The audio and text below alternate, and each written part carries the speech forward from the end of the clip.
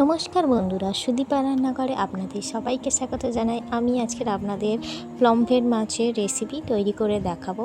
তো প্রথমেই মাছগুলো নিয়ে এগুলো চিড়ে নিয়েছি এবং ভিতরের ময়লাগুলো বের করে দিয়েছি।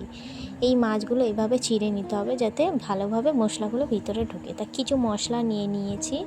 এখানে আমি নিয়েছি হাফ চামচ গরম মশলা গুঁড়ো, স্বাদ মতো লবণ, গোলমরিচ গুঁড়ো, ধনে গুঁড়ো, জিরে গুঁড়ো আর কাশ্মীরি লঙ্কার গুঁড়ো, আর নিয়ে নিচ্ছি লেবুর রস। আপনারা লেবুর রস না দিতে চাইলে এখানে 2 চামচের মতো টক দইও ব্যবহার করতে পারো।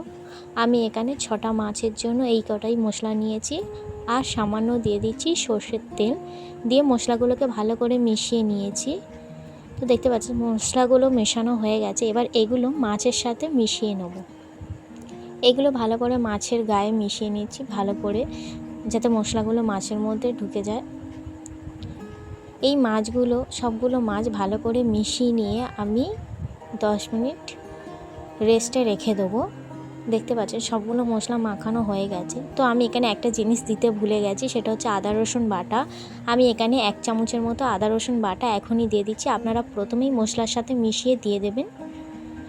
তো সবগুলো মিশিয়ে হয়ে গেছে এবং কিছুক্ষণ রেস্টও রাখা হয়ে গেছে। এবারে মাছগুলোকে আমি ভেজে নেব। আমি এখানে 3টে মাছ নর্মাল ফ্রাই করব আর 3টে মাছ হচ্ছে ব্রেড ক্রাম্বস বা বিস্কুটের গুঁড়ো দিয়ে ফ্রাই করব।